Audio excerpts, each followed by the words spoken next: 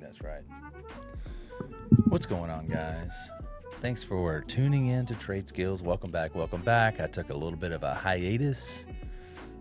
Family comes first, work comes first, bills, family, work, stuff.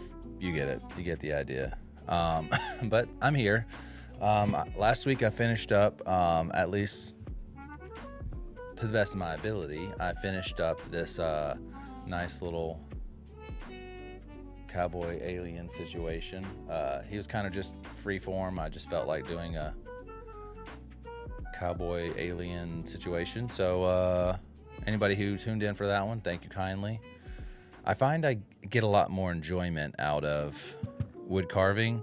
Like, obviously I had to do the old school stuff, you know, like carving bears, and which that doesn't look great, but you know, you got to start with your basics, get the fundamentals down, and then you can move on to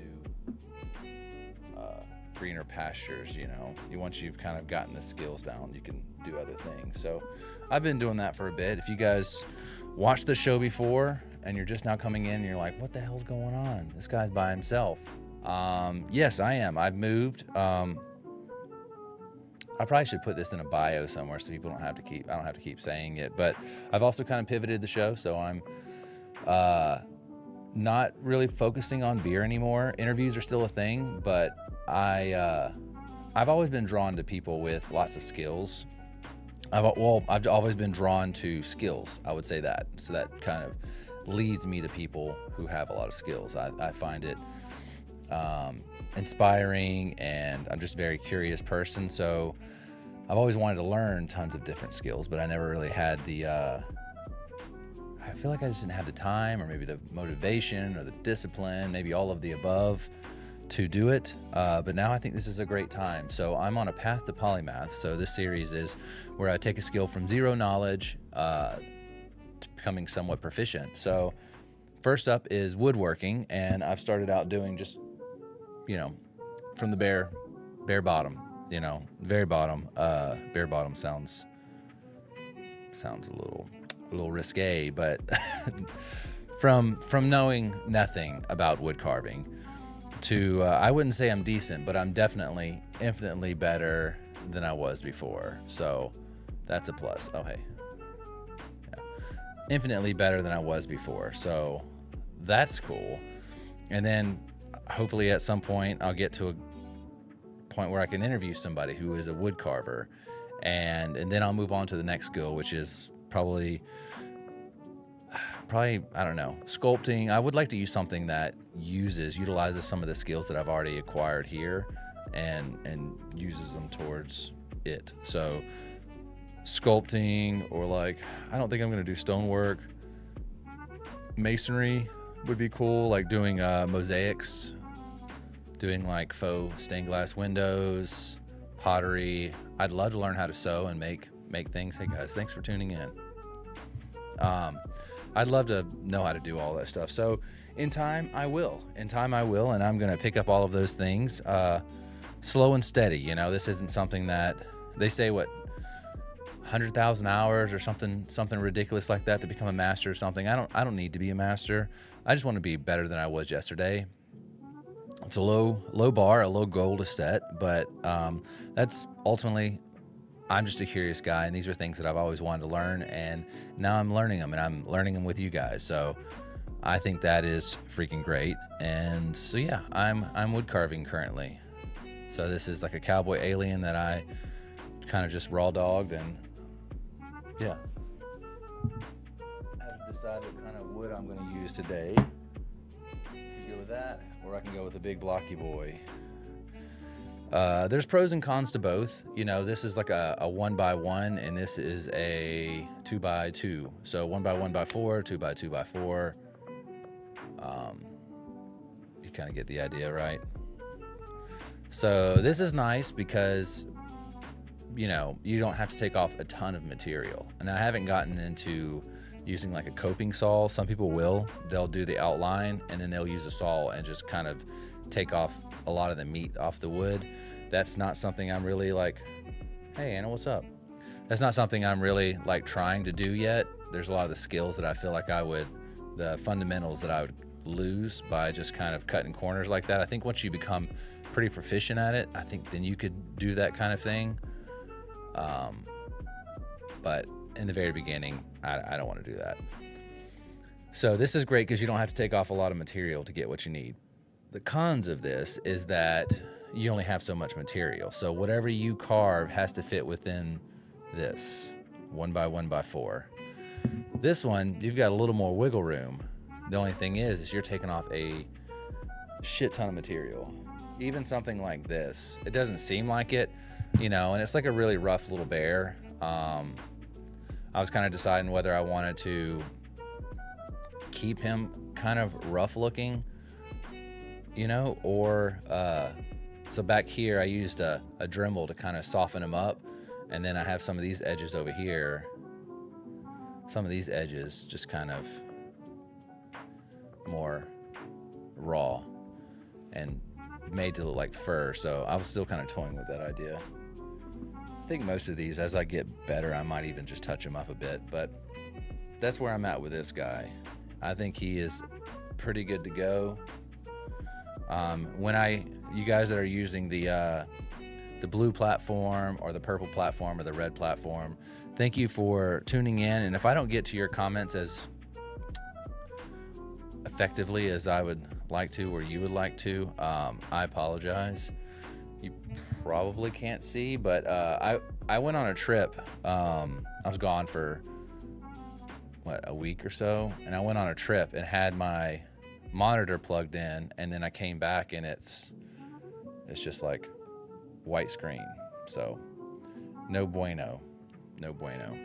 So I can't read your comments on that. I can get them on this platform, but blue, purple, red, those platforms, I cannot see your comments as effectively. So sorry about that. I'm gonna do something soon to remedy that, but that's where I'm at right now.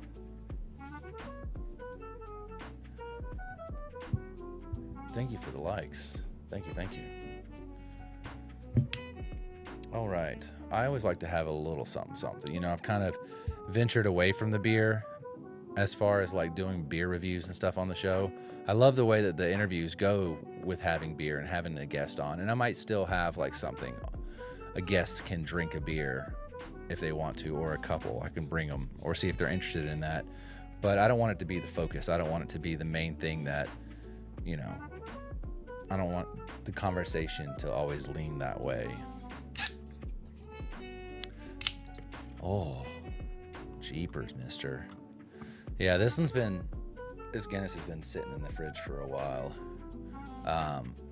We had it whenever Alicia was making shepherd's pie, and we had a bunch. And I don't think she's made a shepherd's pie since my son's been born. So this has possibly been in the fridge for 10 months or more, 10 to 12. I don't think this has been in there a year. It's probably still good though, right?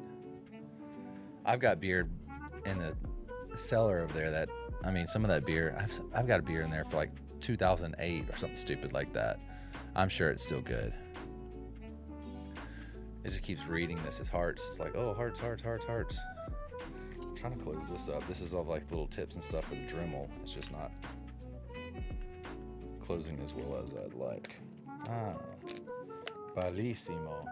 All right, one of the first things you really do before I really do anything, I always go ahead and sharpen my blade. It's kind of like my go-to.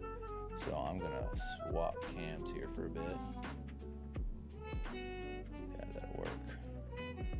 And then we'll dial this down so you guys can kind of catch a gander of that. Ooh, Guinness, out of the way, nerd.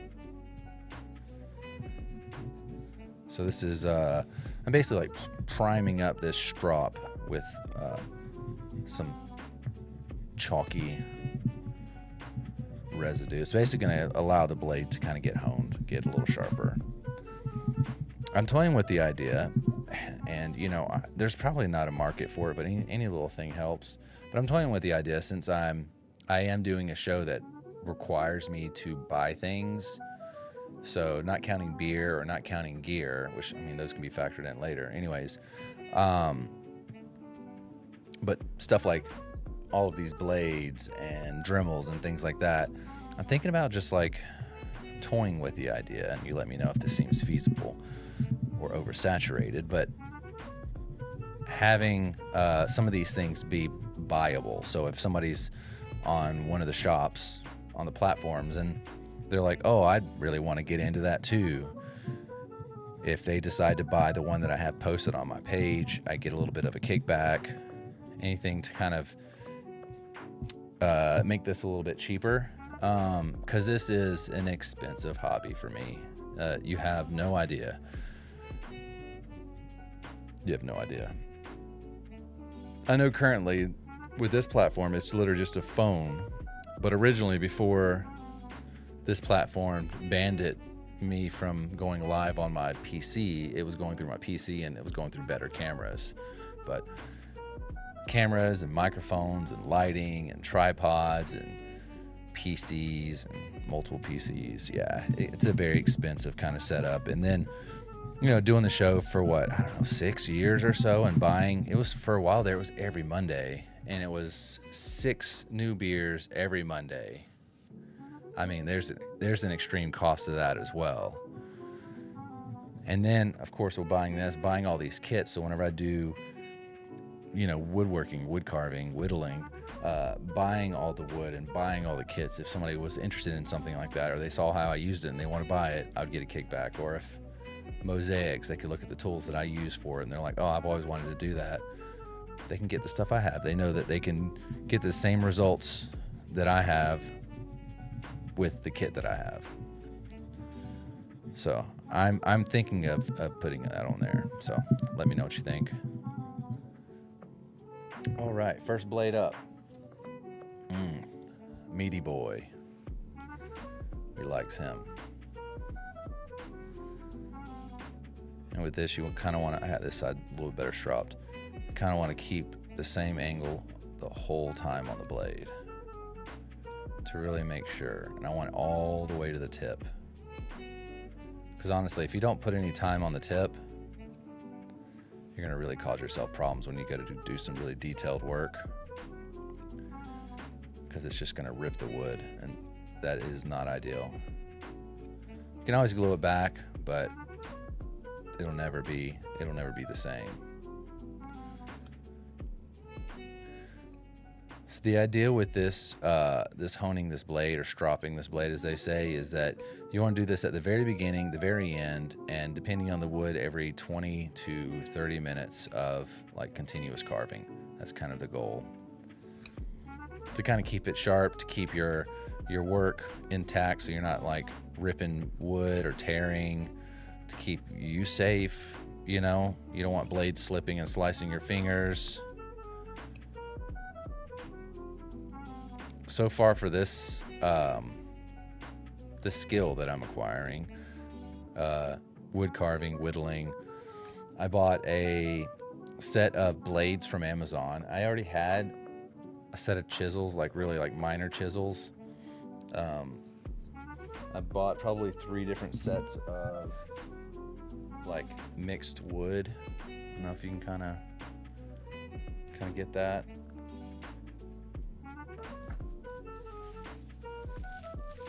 Yeah, and they're just kind of bins like that.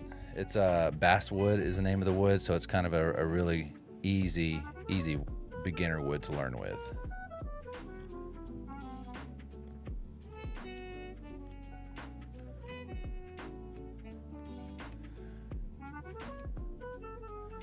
And I guess why I'm doing this, man, I'm always like just kind of a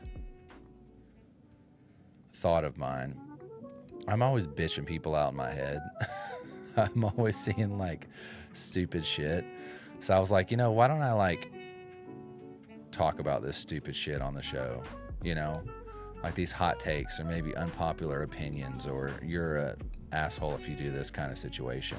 I've got a lot of them as a server because I've been a server for eons. So I've got tons of situations that are do's and don'ts, things that irk servers, that annoy us, or maybe just annoy me. There's lots of it, but I'm not going to go into the server one today. I just want to talk about just some random things that are just, I think, are dick moves, hot takes. All right. Let's test this blade.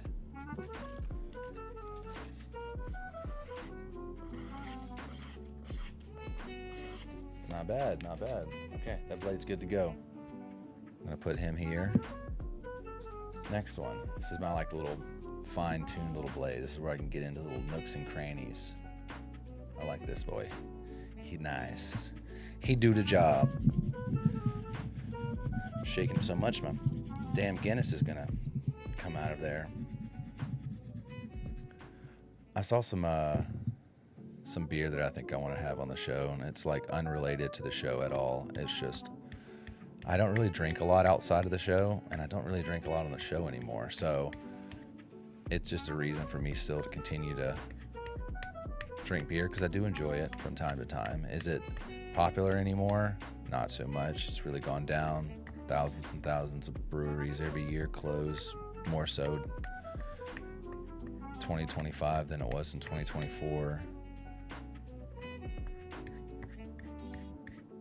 I think that's probably pretty good. We'll use a little piece of paper for this one.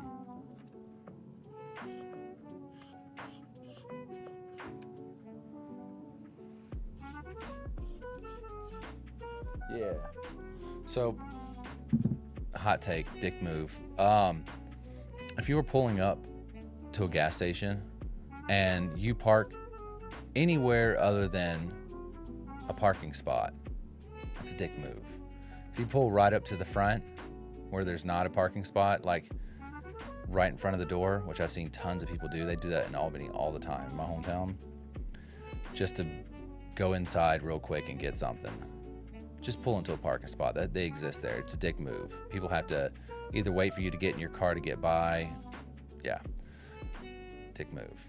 Another one is, if you're not getting gas, don't pull up to the pump. People who pull up to the pump to use it as a parking spot just to go inside, I understand if you're in a place that's insanely busy. You're at a Buc-ee's or you're, whatever, and you got to go inside and there's just no parking. I get it. But there'll be people where there'll be 8 or 9 open parking spots and they just pull right into a pump and they're not getting gas. Like the gas tank is on the other side. They're just using it as a parking spot. That's a dick move. That's an asshole move. Yeah, don't do that. Don't be that guy. But, some people are selfish and self-centered, and they don't care about anybody else. And that's, it's a problem. Everybody knows that, like, not putting your buggy back is a dick move. That's a dick move. Not putting your groceries back if you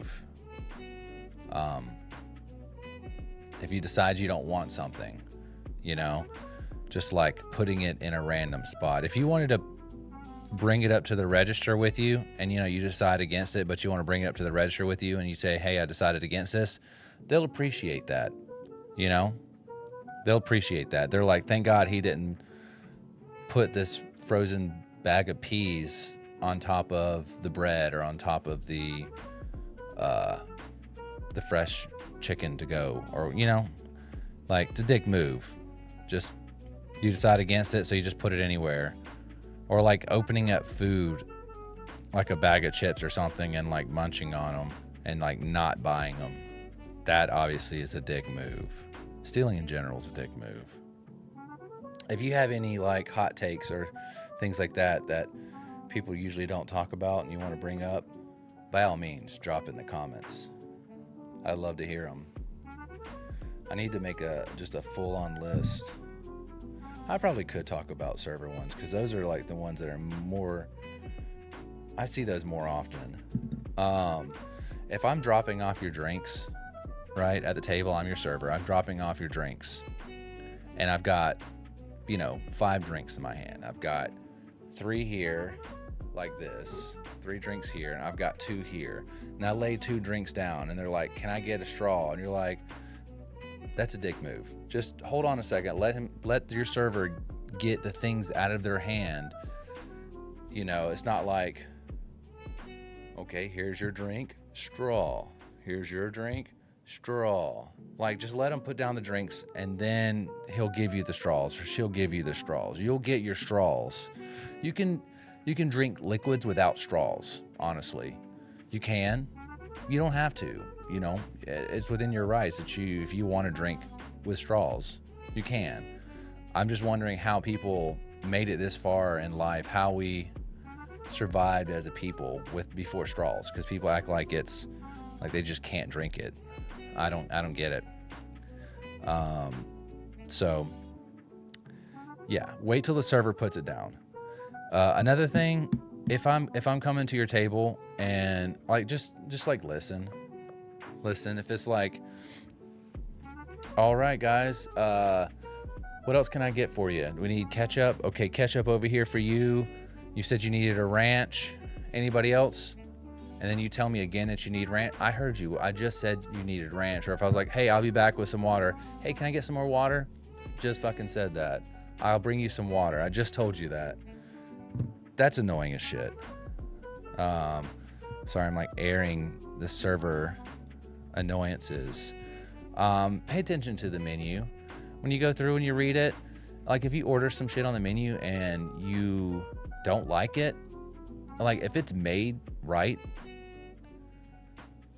you read the menu. That's your fault. That's your fault. If it's made wrong, by all means, you ask for medium rare and it comes out well done, or you ask for well done and it comes out medium rare, by all means. But if you ordered a specialty cocktail and you just said you don't like the way it tastes, but it's made exactly like, just make educated decisions. If you order food and you didn't read in there that it had tomatoes and you're like, oh no, I can't, I'm just not a big fan of tomatoes. Can you have them make this again? Just like pay attention to the menu. That's easy. That's like, day one stuff. Just pay attention to the menu. Oh, my baby's watching. She's listening to me rant about, I said I was going to do hot takes, like talk about like annoying things that people should be aware of, or like maybe unpopular opinions. I'm not getting into politics because that's just like, I like having a house over my head, a roof over my head, and I like my family, and so I'm going to keep quiet about that. But what is another thing? It's very annoying. Oh, I hate when people say yes, please. Like, hold on, let me clarify. If it's like, hey, I'll be back with your margarita in just a moment. Yes, please. It's like, or hey, I'll get you a refill in just a moment. Yes, please. You're like, ugh, that's so annoying. Or people who like make you wait. They're like, hey, we're ready to order. Like, after you've checked on them like 4 or 5 times to see if they're ready to order. And they're like, no, we need more time. And you're like, okay, cool. I'm still okay if they say they need more time. At least you're communicating with me. Some people will sit there and drag ass on the menu and kind of won't let you leave. And I'll be like, I see you guys are still looking. I'll be right back. But some people are like, hey, we're ready to order. And you're like, okay, it's a 6-top. We're ready to order. Cool. What can I get for you? Crickets. They haven't made a decision. They just wanted me there to take an order, but nobody was actually ready. So I'm sitting there waiting to take your order, and all while I've got drinks dying in the window, which means I've got drinks getting warm or not 100% in the window. I've got food dying in the window. It's getting cold. And I just got sat twice while you're trying to figure out what you want to eat. So be decisive, make a decision. If you're not ready yet, cool. Just communicate that with your server, and trust me, it goes a long way.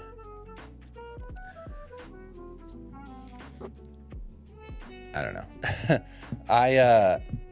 I often, and I have since I'm 41 now, I'm often like, dude, I'm still a server, I'm still waiting tables, but honestly, I had big boy jobs. I did. But the big boy jobs didn't give me the availability that I wanted. They didn't give me I didn't have a very malleable schedule, and I like to travel. So I gave up on the big boy jobs and went back to serving. And, if you're in a great town, I mean, you can make well over 6 figures waiting tables. And one of the perks for me waiting tables is because if I needed more money, something came up, car broke down, whatever.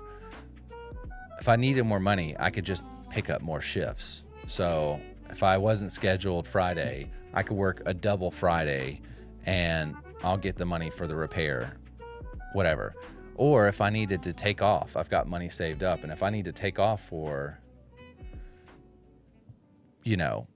6 months, not 6 months, okay, but 3 months. 3 months was my jam. 2 to 3 months. But if you want to take off time, whether it's 1 week or 1 month, it's super easy as a server. You just budget. You're not making money while you're gone, but you just budget and you let them know, hey, I'm going to be gone for 2 months. And they're like, okay, cool. Let us know when you get back. And then you can go off and you can go travel and do whatever it is you need to do. And when you come back, it's going to be waiting there for you, your job, unless they're dickholes or you have, you're a shitty server and they don't value you. There's a lot of things. I could probably do a whole course on how to be a good server or how to increase your tips as a server. And those go hand in hand. There are multiple things you need to make good money as a server. You need volume. So you need places to be busy. You also need, I won't say you need expensive food, because there are places that their volume is so high and they can turn tables so fast that they have cheaper food, but they can turn tables fast, which means a table will come down and eat, and within 20 to 35 minutes, they're up and somebody else is sitting there. So they're flipping tables and getting money and money and money. And if they're a good server, they're getting really good money. They'd get more if the food was more expensive, because people tip on percentages. But if you're in a country that you don't have tips and you're like, we shouldn't tip, that's a whole nother story. Yeah, having a set salary with no possibility of overtime is dumb, but you do have security. You do have security, and you have benefits, which I do not have, other than government granted benefits. But you have security, you have benefits, and honestly, you're doing something that is fulfilling for you. You're doing something that you went to school for and that you've kind of always had a love for. So that, that's great.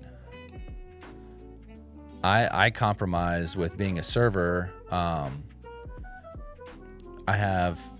don't have the benefits, and I'm not going to have the 401k, and I'm not going to have the health insurance unless I buy it myself. No, not in this climate. Yeah, you're right. True. We're not going political because we want to have a house. Is this true? Yeah, so server has its benefits for sure. I have seen a lot of countries. I've traveled. I won't say I've traveled all over the world, but I've seen a lot of great places. Probably for 10 years, I would wait tables and then travel, and then come back and wait tables and then travel, and I would just do that all the time. And I've seen some amazing places. I've been all over Europe, a lot in the States, Northern Africa, hopefully some more soon. you know. We gotta let little man get a little bit bigger. I can sleep outside. I'm not trying to be no refugee in Ireland in a tent with no bathroom, the smell of feces all around me. I mean, I would be in Ireland, but no. But yeah, so there are a lot of benefits, especially, sorry, I'm getting off on a tangent. There are a couple things you need to make good money as a server. I said that you need volume, but you also, you need one or the other. You either need volume, lots of tables, and an ability to flip those tables, turn the tables quickly. And you also need, more importantly, you need volume. But you need expensive items. Volume more so is important. You need volume. You can have, so like some Italian restaurants, you can make a lot of money. People linger in them. But I mean, there's one in the town that we currently live in, and the food is expensive, but they don't have the volume because they don't turn tables quickly. So it's expensive food, but at night you might only have 3 tables, total, when I had 30, So yes, your food is more expensive per item, your units per transaction and your amount per transaction is higher, but you're not, your, what is it called? Your conversion, I guess that would be the phrase. Maybe. Anyways, you don't turn tables quick enough, so you don't make money. So there's a place I was looking at working at. It was an Italian place before I started the place I'm at now, and I started talking to some of the staff, and they're like, "Oh yeah, this is how much I make," and I was like, "That's it?" And they're like, "Oh yeah, man, it's great money," and I was like, "Is it though? Is it?" No. So I didn't have that one. So they've got expensive prices, but they don't have the volume, or they don't have the ability to turn tables. The culture of Italian restaurants isn't really like a fast-paced kind of situation. People linger, people want to drink wine, people want to hang out. So unless you're at some place like Olive Garden in a really busy college town or something, you probably could do pretty well there. I wouldn't want to work there. I like to take a little pride in where I work, just a little bit. And you should take pride in, no matter what you do, if you're going to do it, you do the damn thing, I might be a server, but I really try to make sure I do everything that I'm supposed to do. I try to do my best. I try to make sure at night when I'm closing or at whatever job I do that nobody has to worry that it's done correctly. Nobody has to go back behind me. You just have good work ethic. That'll drive me crazy at work too. There's a couple people that I work with that I'm sure they take care of the customer well. So from a restaurant point of view, like, that is great. The customers like them. They take care of the customer well, but every other aspect of them is a burden on all of those around them. So they take care of the customer at the expense of the other staff. So rolling side work is running work. That's something that you do throughout the job because it's going to be busy and you're going to run out of silverware. You only have so many, and if it's a busy place, you're going to run out of silverware. So like when you get 5 minutes in between, start rolling some silverware. Just knock out like 3, 4, 5, and if you do that every time and everybody does that, you'll never run out of silverware. There's a couple people I work with, they will never ever do that.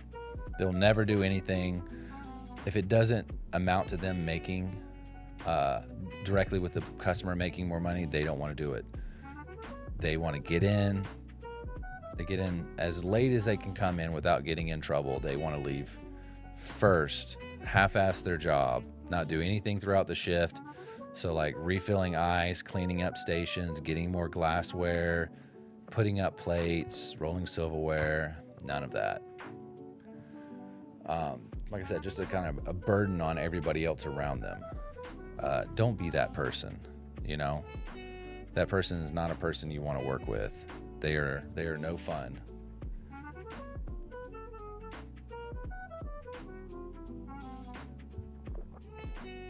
So that was my first attempt at a hot take, or just like unpopular opinion, or maybe things that people do that are kind of big moves. It's my first time trying it out. Hopefully next episode I'll have a more refined version of that, but I probably should get into some form of a carve. I've got a couple things up here. I like using the lead pencil because mad scientist hair. Yeah. Let's go. Lead pencil here. I could do a little more with the lead pencil. So I think I'm actually going the smaller one. I'm kind of really wanting to dial into this alien thing because I really did enjoy that.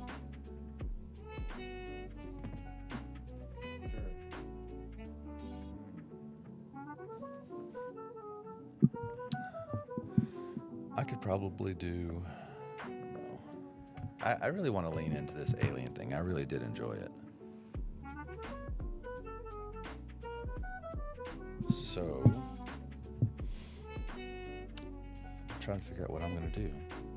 I probably should have planned this a little bit better. It's been actually a while since I've gone live, so I am a little thrown off. It's been 3 weeks, a month, maybe.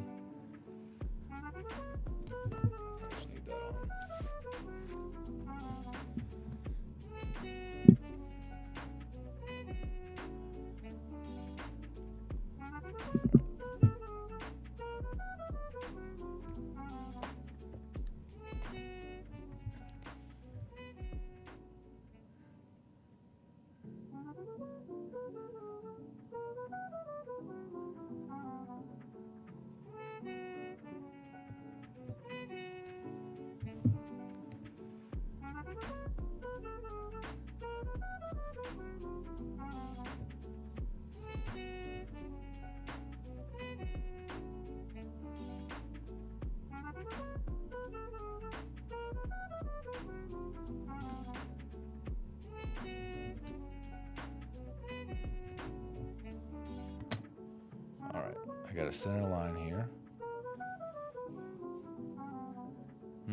What kind of alien should I do?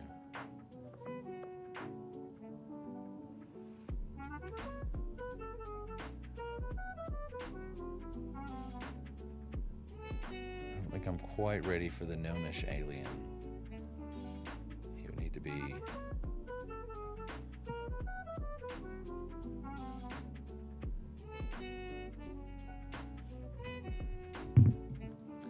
guessing this would be the bottom of his head.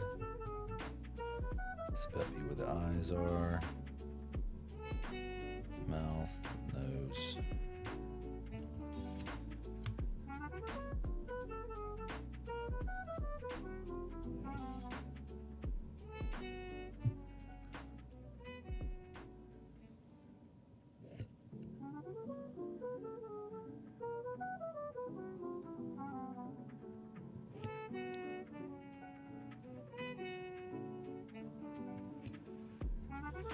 All right.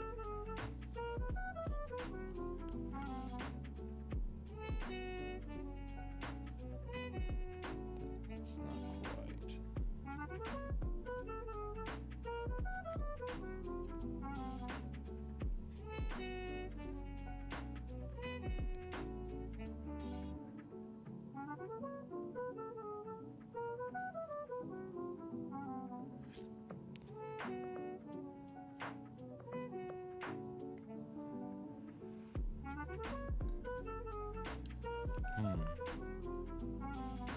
That line was atrocious. See, that's why I have the lead pencil, so I can erase these. We'll see, this is about not quite 2 inches. Cool. So I'm gonna put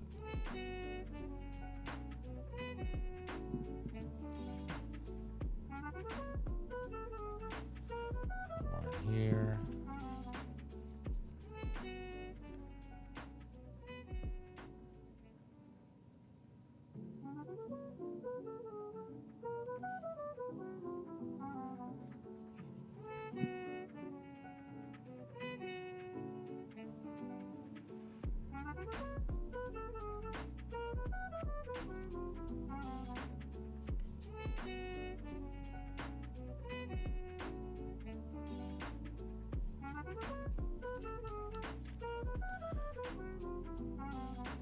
this measuring done. All right, carry this over. Boop. Boop.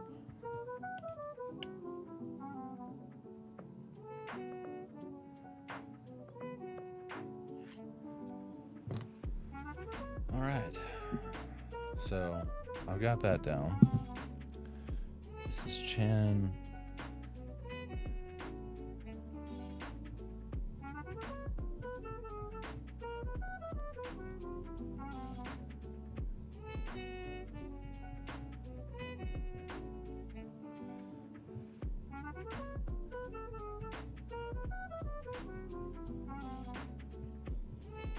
All right, that's him.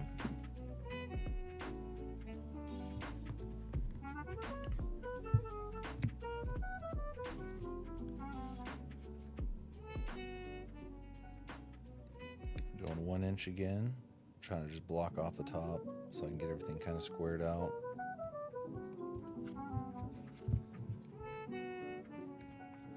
Sorry if this is like boring as shit. There's just I don't know. I'm used to having a co-host, so like talking to myself by myself is strange. Still, how is this off?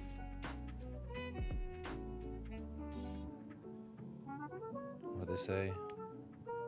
Measure twice, count, measure, count, measure. Measure twice, cut once. Is that the phrase?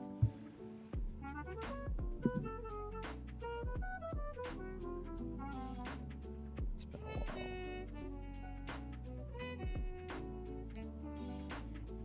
I'm gonna take this off because it's inhibiting.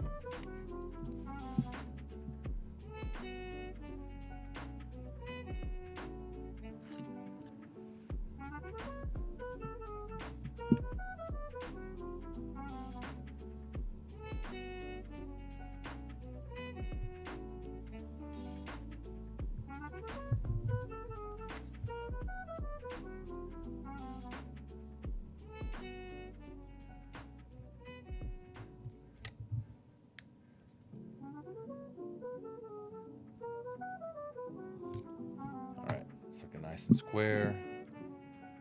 We got the front of an alien's head.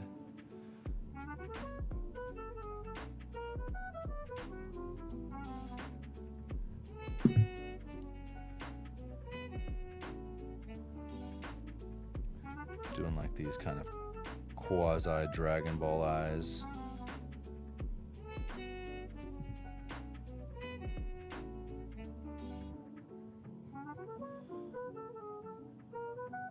Little nose, little mouth, and you get the idea.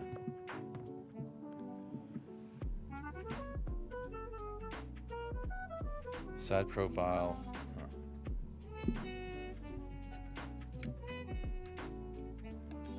Just get a little half point.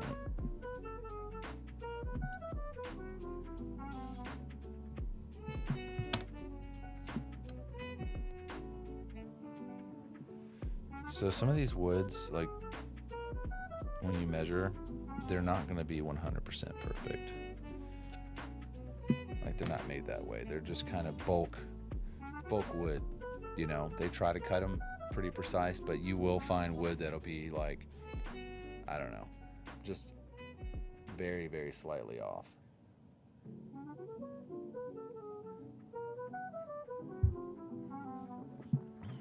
All right, so I gotta think how I'm gonna work the profile of the side of the head. So we know how the front of an alien looks. In this one, I have just very like leaned forward face. You know, I just have that image that they're just like, they all have like the severe form of scoliosis. So I'm gonna lean back into that. Either way, that's his head, so it doesn't really matter too much.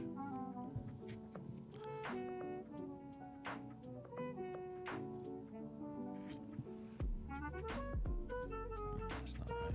It's okay.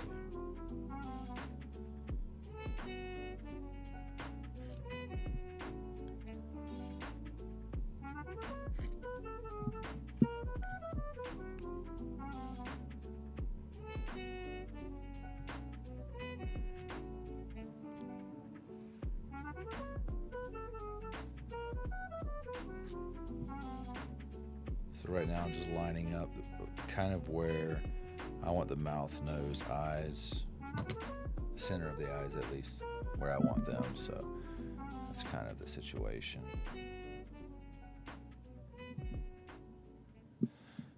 So now I'm doing a head, and I'm going to do it. Their face is fairly flat. You know what? When in doubt, you just look that shit up. So let's just look up alien gray side profile.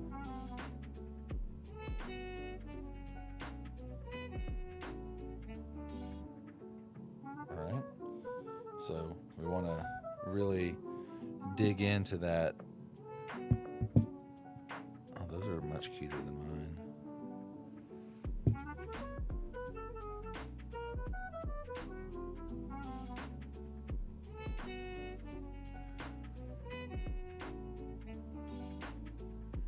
Alright. Their face is almost flat as shit. So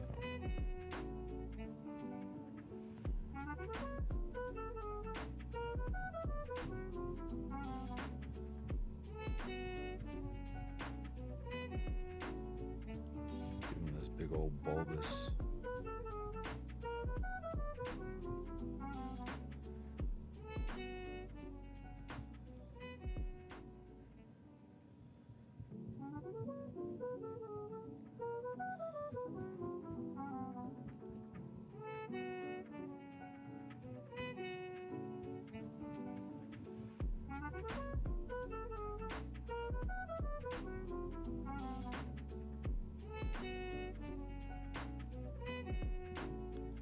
Yeah, they all have like bad scoliosis.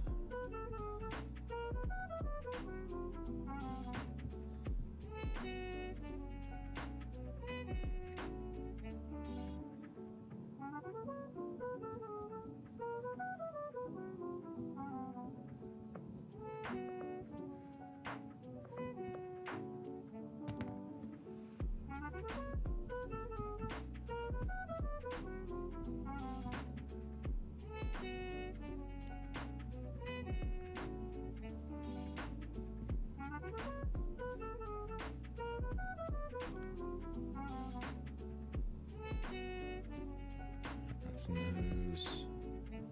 There's the mouth. Alright, that's essentially our guy, right?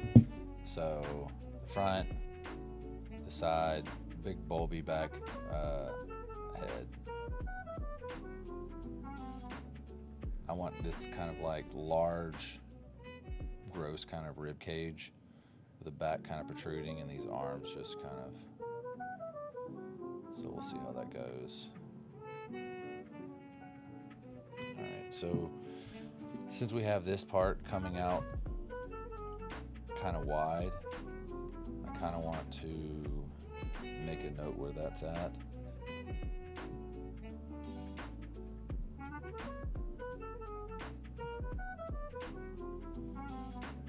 And probably the ribs as well.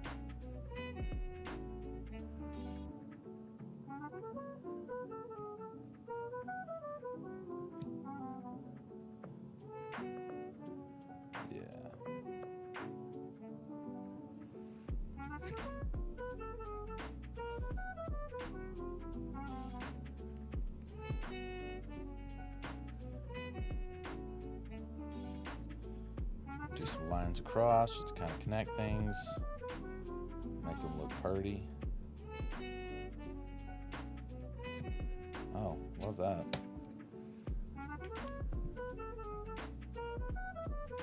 Yeah, so this is basswood, if I didn't mention it earlier. It's probably one of the easier ones. It's very convenient lines on it, so everything's lined up really well as far as the grain goes. So really easy to carve. Consistent, you know.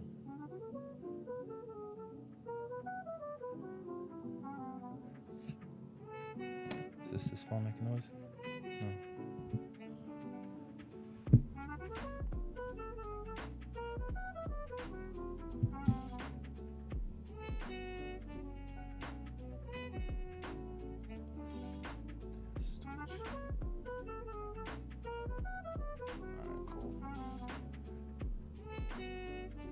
All right, so we have that. So I'm gonna start digging into this.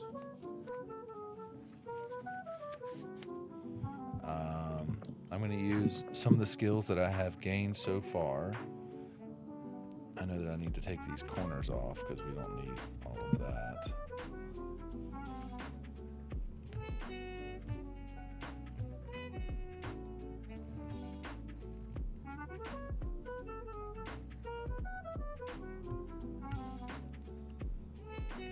So I don't want to take too much off the front here because we do know that he has a very flat face,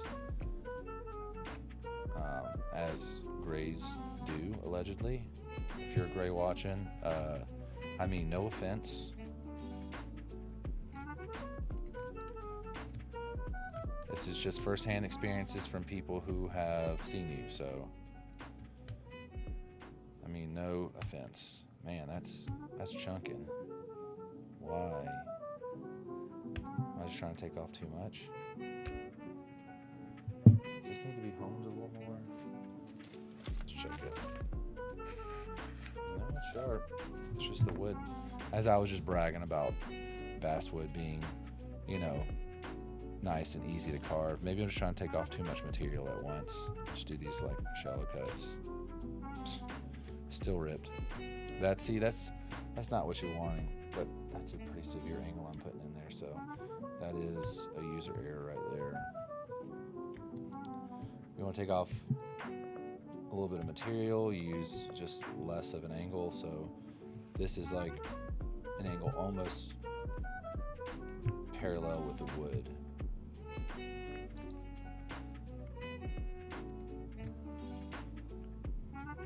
This side seems to be cutting much better.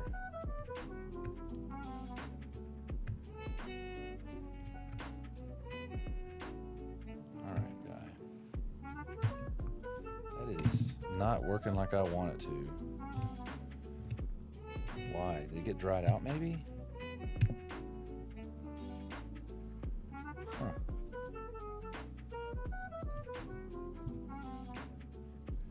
Maybe I'm just using a bad angle.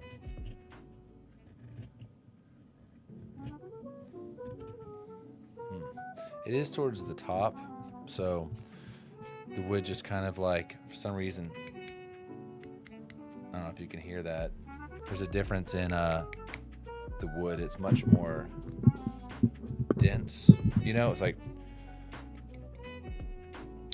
I guess, would it be easier to carve? I'm trying to find a great example. If you had like a bunch of cords, you know? No, I can't find a good analogy for it, but everything's kind of just really tight and dense up here, so it's harder to carve into it.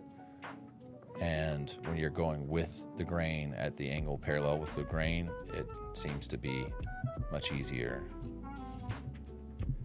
I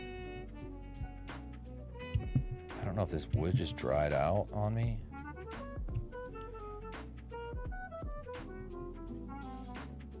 Maybe. All right. I'm gonna put a stop cut right underneath his chin because I don't want to go too far and carve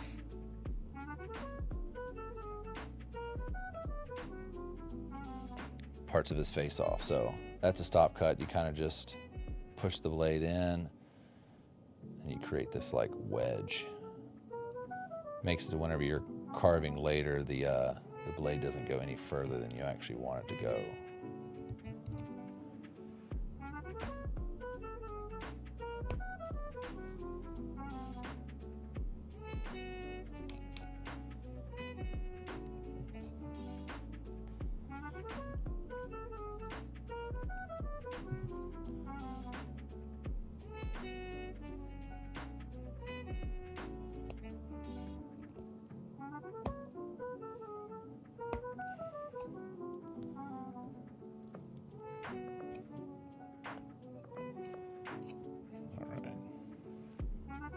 So we got this little angle here. I'm gonna have to take off a good bit of wood down here. I think it might be more beneficial for me to start working on the body and then work to the head, just because,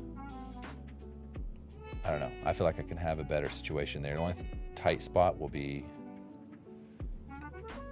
sorry, 1 second.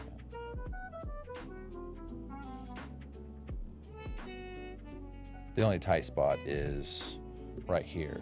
So if I make this neck too thin when I'm trying to carve this, it's a good chance that the head will break off. So I'll wait to get down to that level. I probably should etch out.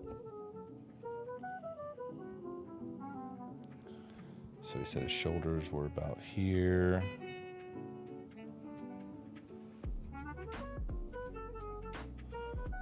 Get this gross rib situation here.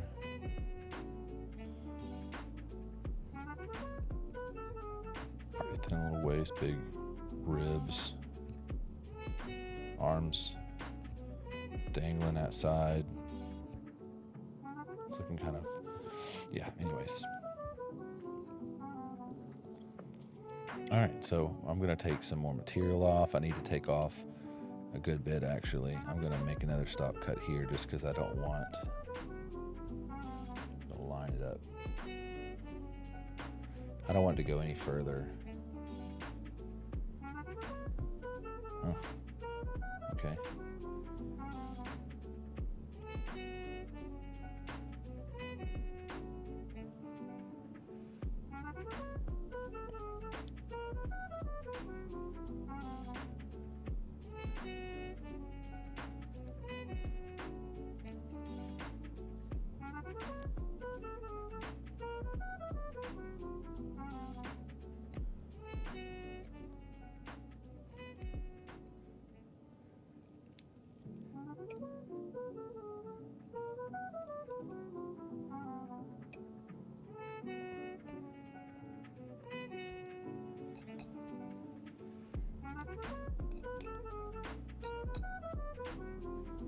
All right, so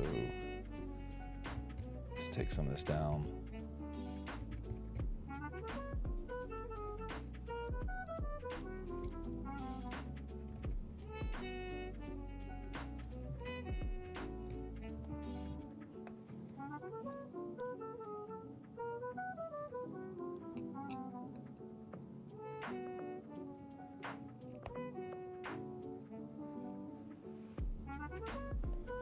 Get you a good pair of gloves when you do something like this, because very unforgiving, the blade. All right. So he's pretty wide, so I don't want to take off too much on the sides. I have to take off stuff at the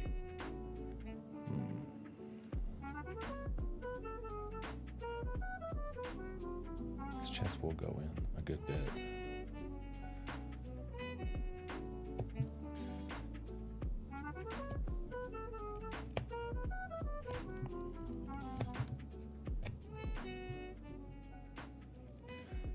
I feel like this blade is just not sharp. Maybe I didn't hone it well enough.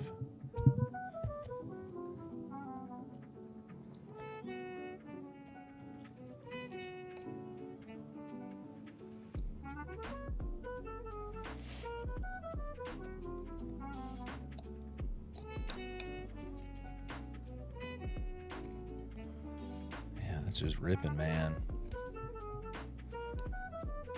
That is no bueno. Let's drop this a bit.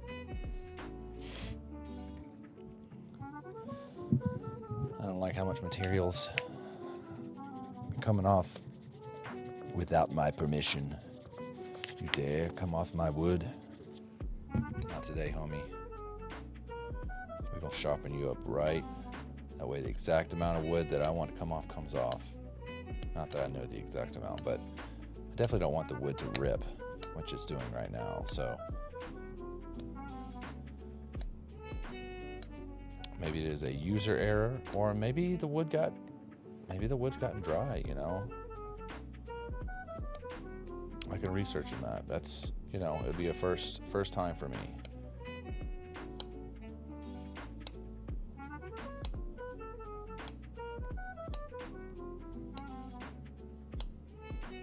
It's a wood grain. Thanks, man. I see so many people pop up here. I never see the actual comments.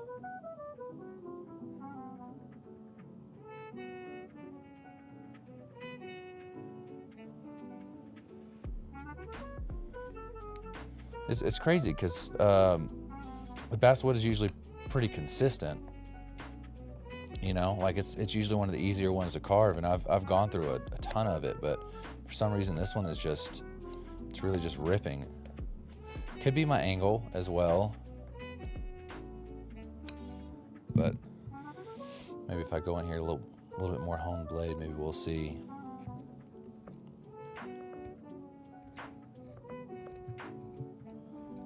I mean, that's a pretty low angle I'm using, and it's still ripping. Could be the angle.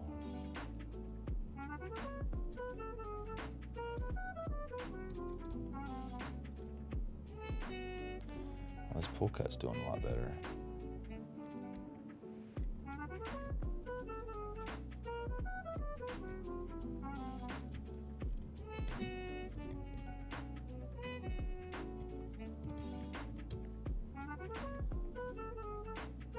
If it tears, cut the other direction. Yeah, that's usually what I try to do, especially in like finer, like if I was trying to get into some of these areas in the face, you know, you do like just a little bit here. If it starts to tear, you come back the other way with a pull cut, or paring cut as some call, I think.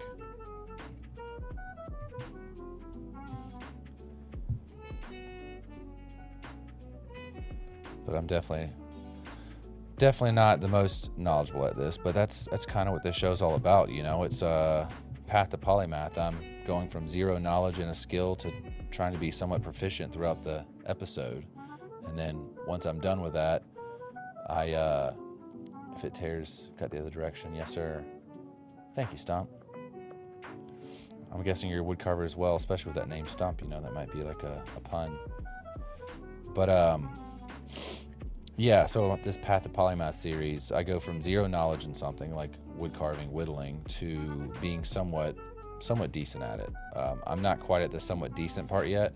I'm getting there, you know. Like I free-made this little dude the last episode. He's just I just wanted to do like a cowboy alien.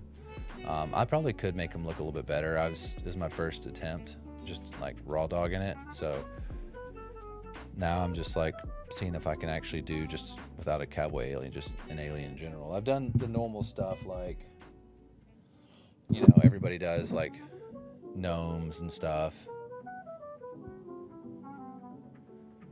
Glad you found live.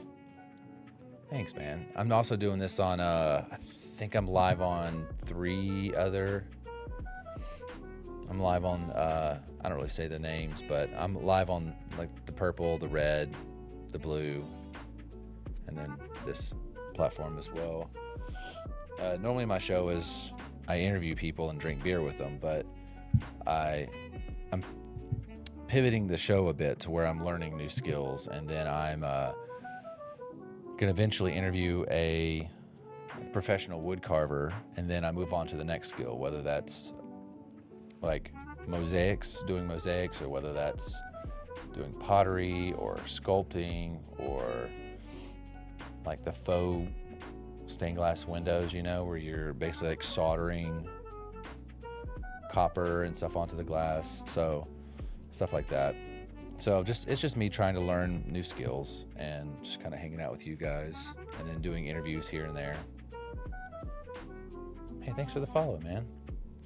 Still very new to this the TikTok. I mean, I've posted pictures and stuff on TikTok before, but as far as using it as a platform to go live, it's definitely very new. I wasn't able to for a long time because I had under 1,000 followers, so it was a very new thing. But yeah, I've worked through a couple different, like I did this like bear, which I need to clean him up a bit. I was kind of trying to decide if I wanted to like use sandpaper or Dremel or something to kind of, you know, clean them up and make them look a little better, or go the raw route and just have grooves cut in to kind of simulate fur, done like, you know, like foxes and stuff like that. It's all just like little fundamental work, and now I'm just trying to do freehand, just using some of the stuff I've learned so far and seeing what I can do with it. So today is aliens, so we'll see. Or an alien.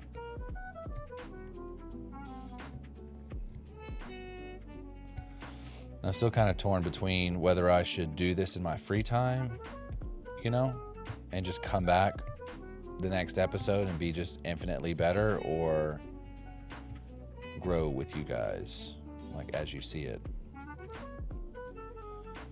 And that is, this side over here just does not like me.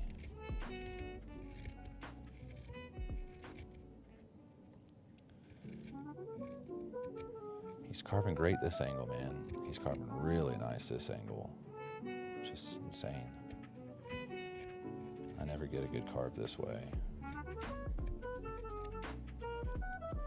But I'm looking how shiny this is compared to some of this. It's got like ingrained vibes. I mean, that's the slightest angle and it's still ripping.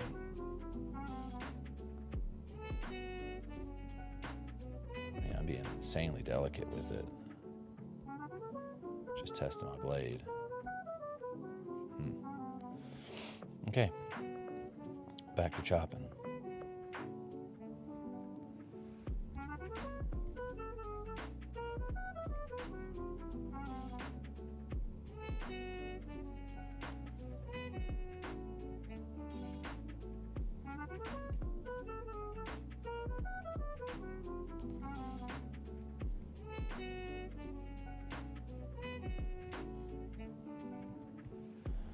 Cool idea, thanks. I use it a bit, but only done one live during a pen.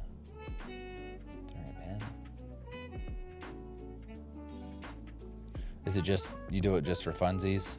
I was always wanting to be that like cool grandpa that just sits out on the porch and makes walking sticks or whittles walking sticks. As late as I had my kid though, I don't know if I'll ever actually be a grandpa, to be honest.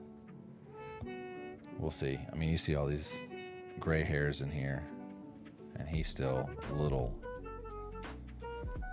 I'll look like a grandpa. I guess that's all that matters. I'll be 60 by the time he's 20.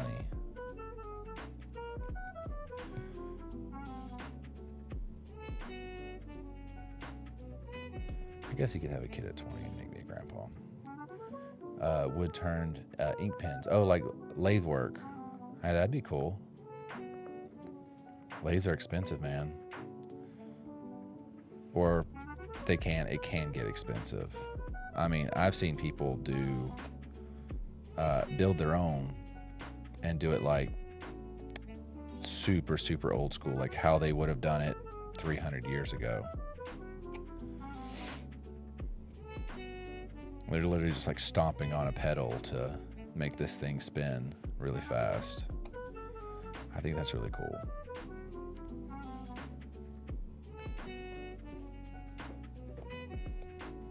So after pens, I guess it depends on the size of your lathe, but you know, you can do bowls and cups and all kinds of funky stuff. Yeah, I've got a friend named Justin that does pens. I think he's kind of wanting to get back to it. He took like a bit of a break from it. I'll come in a bit on the neck. I like TikTok for its ease of use. Wood turning.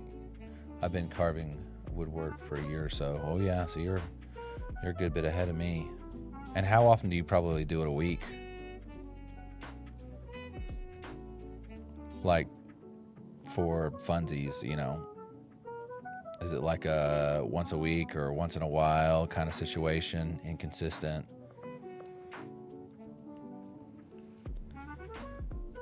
That goes a long way. And there is like a, I don't know if you're into like learning. There's a Tim Ferriss who runs like, I don't think he coined the 80-20 rule. I think it existed a long time ago. And there's like the 10,000 rule, or is it the 100,000 rule, where it says you work on anything for a certain amount of time, certain amount of hours, and you can become a master after a certain amount of hours. But Tim Ferriss is into meta learning. He's a really smart guy. I follow a lot of what he does. Puts his body through a lot of testing. But yeah, he finds the 80-20 rule. So like, think of like a language, you know, of your spoken vernacular, of what you speak on a day-to-day basis, you probably use 20% of your actual words that you know. So his thing was, in all aspects of learning, finding that 20 that's going to do the 80% of work. So he's put that to the test. I think he had a show called the Tim Ferriss Experiment, or the Tim Ferriss Experience, and he tried to learn all kinds of new things within a short period of time. So that's like languages. He did Japanese horseback archery. That for them it's kind of a big deal. It's almost like a fortune-telling Groundhog Day. Anyways, I think he was getting ready to do an interview in 3 to 4 days a week. That's dope. I whittle spoons while hunting. Hey, that's experience right there. I tried to whittle a spoon the first time, and it sucked. Probably because I didn't have the right wood for it. And obviously I didn't have the skills for it either. Like, I was trying to use something like this, and I needed something to grab onto. So my actual like workspace was like that big. So my spoon was super tiny, and it just kept snapping off. I had to, go a long way. But I tried it again, and I made a really ugly little spoon. So, yeah, it's pretty bad. But, that was like the first thing I ever actually completed. So if I actually had like an actual piece of wood, I feel pretty confident with the tools I have that I could probably make a cool little spoon, put some like linseed oil on there and make it food safe.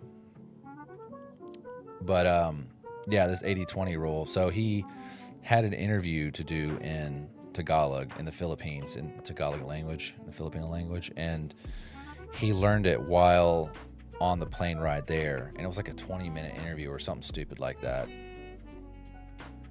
I like it. I'd hang it on my car mirror. Yeah, it's cute. It's cute for sure. I'm sure there's some cokeheads out there fiending right now, so looking at that thing. They go to the little concerts and they have their little spoons on their necklace. Anyways, yeah, so he did the interview, he found the 80-20 and was able to learn enough of the Filipino language, Tagalog, to have a 20-minute conversation. So I've always been one for learning, and I think maybe I might be doing people a disservice by only carving on the show, because I'm just airing all of my, my imperfections or something like that. I'm airing all of that and my failures in front of you guys. And if somebody had any interest in actually like, I guess it could be a learning experience. They could learn from my failures, but sometimes people they want to see somebody make some cool shit. They don't want to see you like mess up on a project over and over again, or really like, suck ass at something for a while.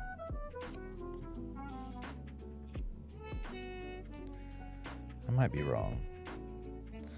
The way I'm doing it currently is it was every Monday I was going live and just doing some carving and finding a project and working on some of the fundamentals. Now I just go on here and just carve using what I've learned so far. Probably gonna take that neck in some more.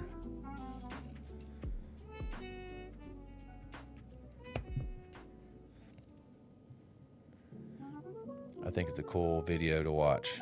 Which one? Not mine.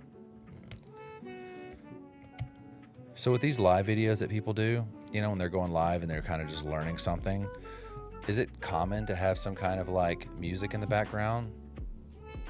Like some kind of copyright free music? Or I know some people will just have some straight up, like they're just hanging around their house and listening to, you know, Doja Cat or something.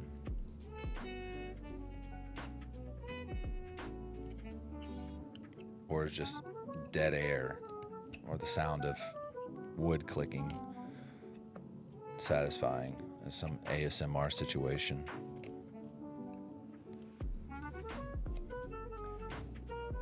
Okay, this is the best soup I've ever made.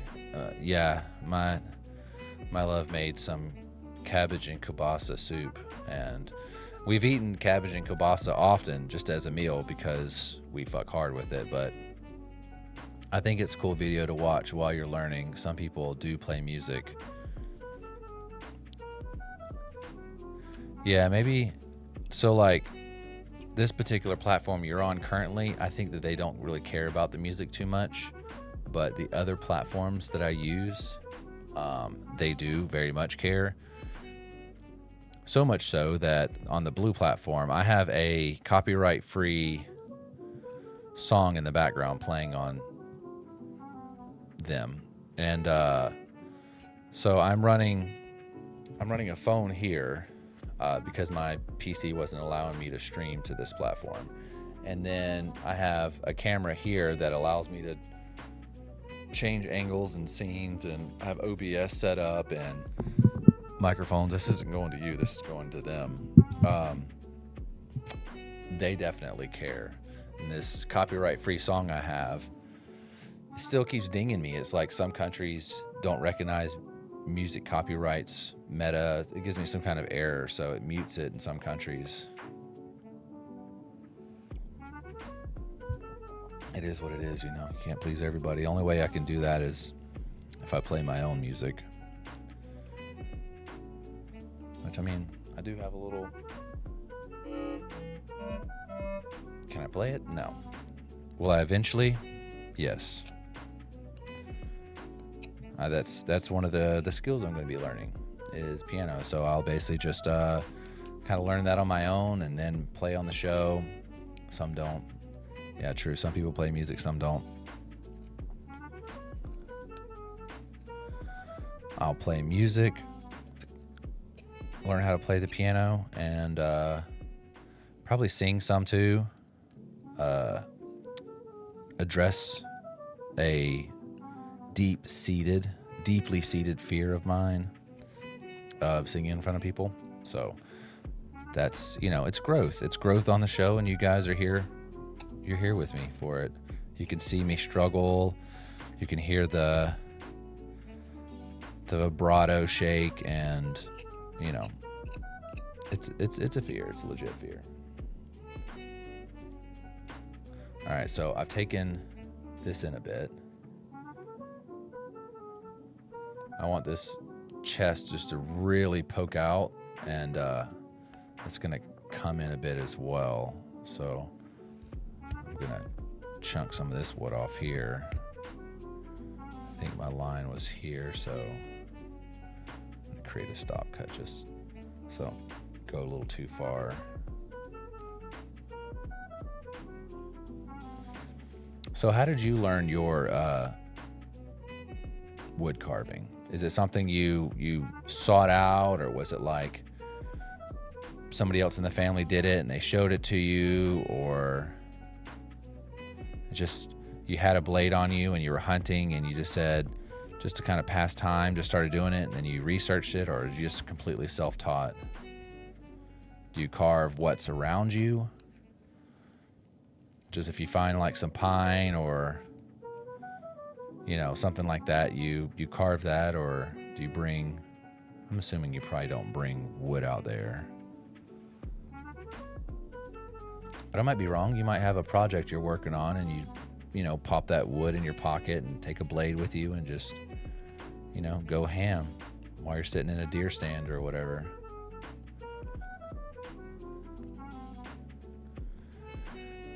This is always a weird angle just because it's so far down this way and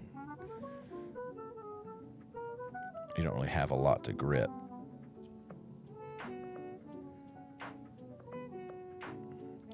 I learned watching Doug Linker on YouTube. So you sought that out. It wasn't something like you just had a blade and you saw some wood while out on a hunt and decided to just, pass the time. You're like, hey, I think I'd like to learn some wood carving, some whittling. You go the method of like using a bucket, like a buck knife or an old timer or something like that, like a folding blade.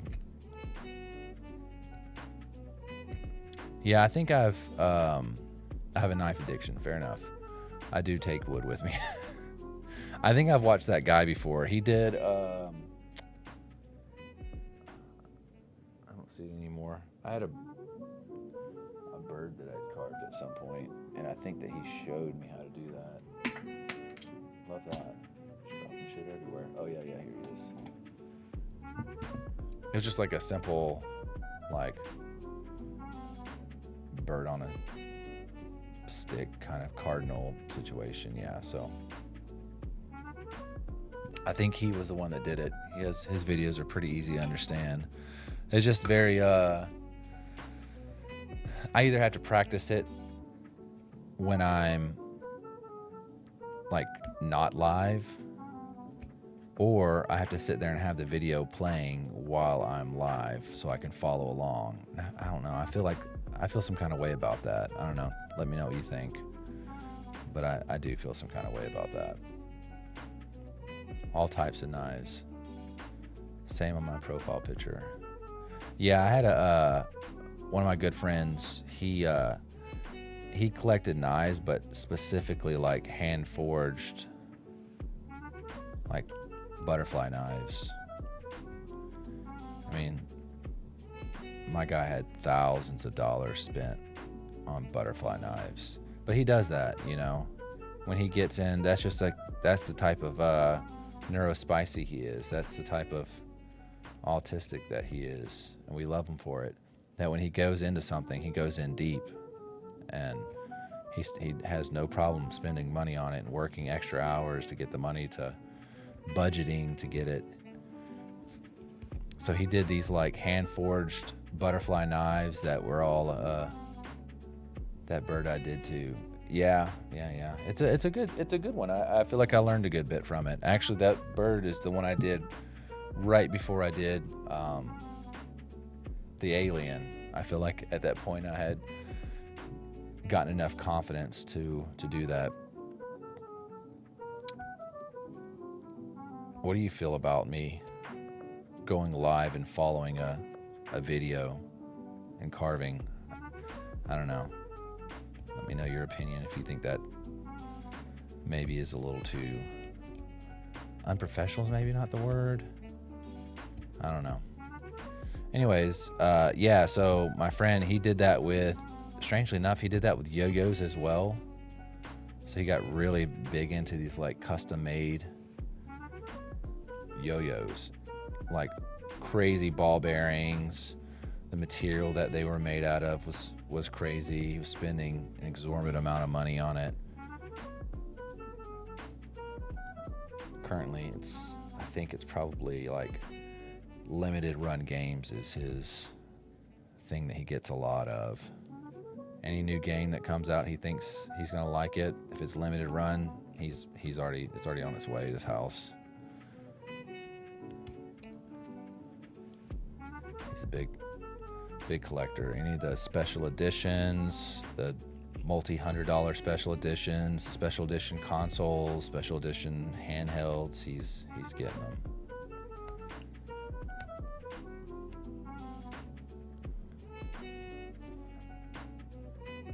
I mean, I've got my fair share of video games, I'm not gonna lie to you. Have I played them in a while? No. Do I have a massive backlog? Yes. Just don't really have the time to play them these days. They'll always exist. They'll be around. Yeah, let me know what you think, though, if you're still here, about like following a tutorial while I'm live.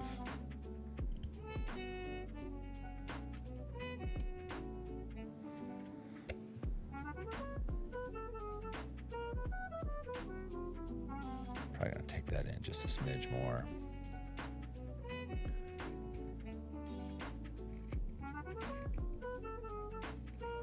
He's starting to come together. I don't think this is going to be a long episode. It's probably something that I'll do over the course of a couple episodes.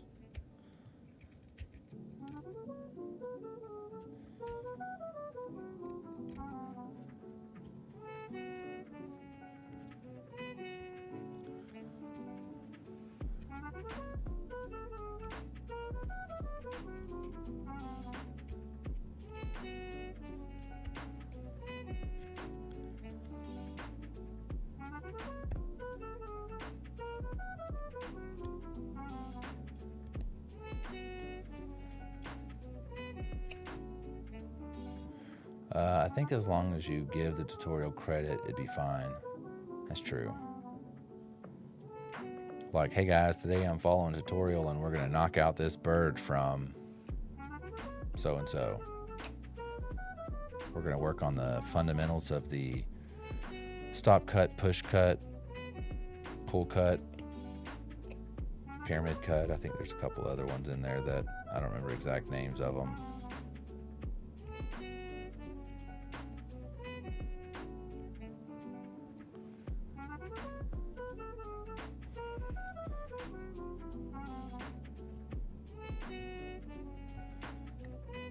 He's real big into these, like, the guy, I think, if it's the same one, these, like, flat plane carvings.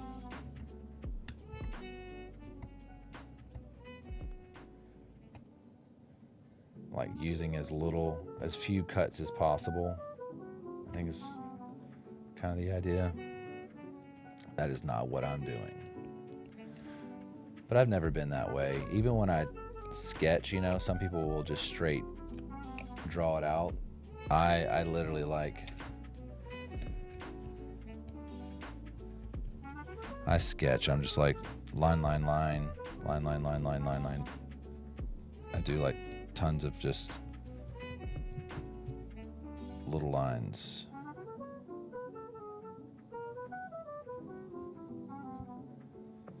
Put that back.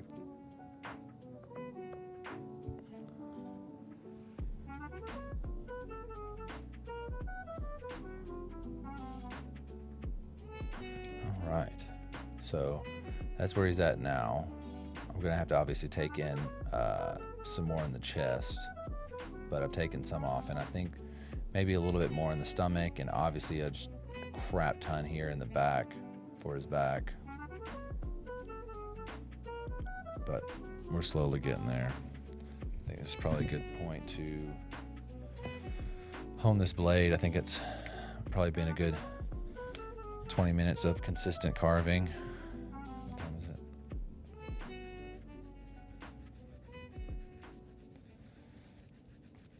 Actually, this might be a good time to call it quits. I got food getting cold in there. I told my girl I would be on for maybe an hour, maybe a little bit more. I think I went on at 9. It's 10:30 now here. So that's where I'm at now.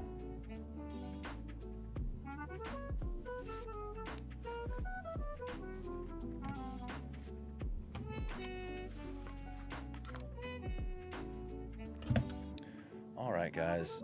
I think it's probably a good time to call it quits. I will see you guys the next episode. Have a good night as well, Stomp. Thank you for tuning in on my little show. Thank you for the insight, the help. I'm glad another woodworker has come in. I've had other people who were interested in this kind of stuff, but I've never had another woodworker come in. So did you find me through the tag like wood carving or woodworking, or how'd you find me? Just curious.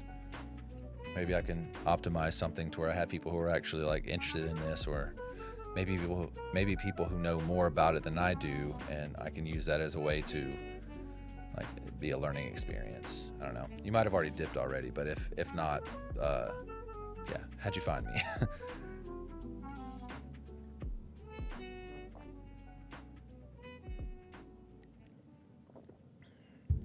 Oh, so good. Nope, just popped up while scrolling. Oh, damn. Well, shit. Well, thank you for coming and hanging out with me, man. And thanks everybody else for tuning in to my little show. This was Trade Skills. I'm on a couple other platforms, but they all stream the same thing. So if you check out Trade Skills podcast on the red platform, if you go to the purple platform and type in Trade Skills, you'll find me. I think I'm under all of them under Trade Skills, like your trading skills. Yeah, so thank you guys for tuning in. I will see you guys. There it goes. I'll see you guys next time. You'll have a great night. Ciao.